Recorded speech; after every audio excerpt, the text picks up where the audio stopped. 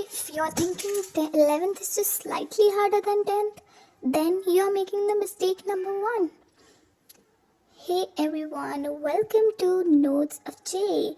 In this video मैं आपको बताने वाली हूँ कुछ ऐसी mistakes जो मैंने करी थी in class 11th that ruined the whole class.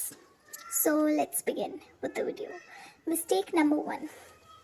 Mistake number 1 is thinking that 11th is as easy as 10th was. Grade 10th was all about memorization, but 11th includes concept.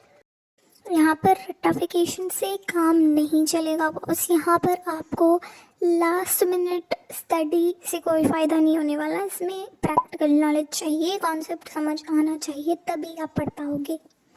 Next and the biggest mistake, not choosing the right stream. ये mistake can cost your future.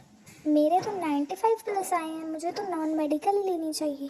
मेरे सारे friends science में गए हैं, मुझे तो science लेनी चाहिए. Please stop it. Go ahead with your interest. I got 98 in my 10th class, but I still chose commerce. So it's not about the score or your friends. It must be about your interest, your future.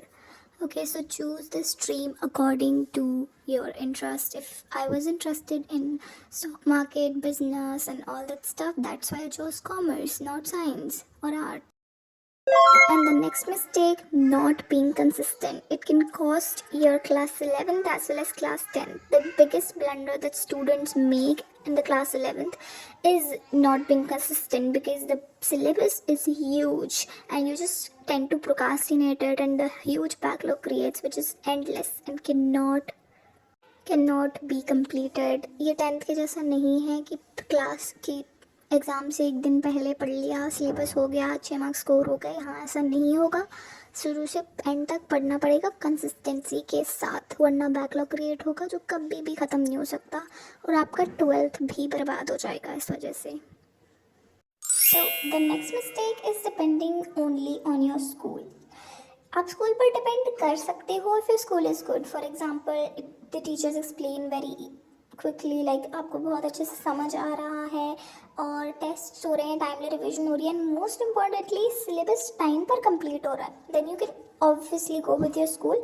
But don't skip self study. सिर्फ school पर ही depend नहीं होना है, self study भी करनी है if your school is good और not enough.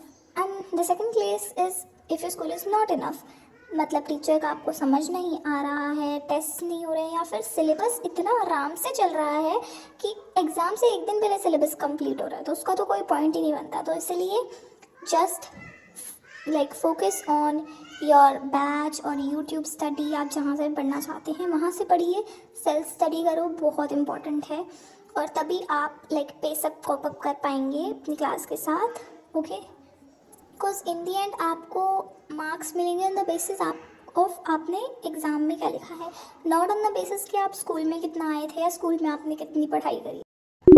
The next mistake is not making notes properly. जैसे 10th में हम NCERT के साइड में थोड़ा बहुत लिख लेते हैं और उसी से पढ़, बट अब सिलेबस इतना वास्ट है कि आप लास्ट मिनट में पूरी किताब लेकर नहीं बैठ सकते. आप क्रिस्प शॉर्ट नोट्स चाहिए ही चाहिए होंगे लास्ट मिनट रिवीजन के लिए, वरना एग्ज़ाम टाइम पे बहुत ज़्यादा स्ट्रेसफुल हो जाता है पूरी बुक में से पढ़ना. Do make your own notes from the starting of the session to avoid any mishappening later on.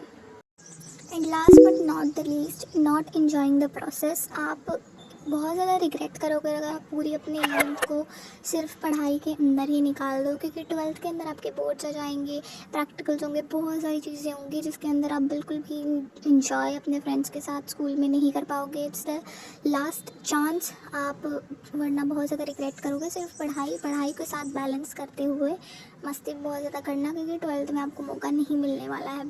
सो या that's it from my side. Make sure आप ये सारी मिस्टेक्स ना कर रहे हो अपनी 11th क्लास में, जिससे आपकी 11th बहुत ज़्यादा स्मूथ एंड अच्छी से जाने वाली है.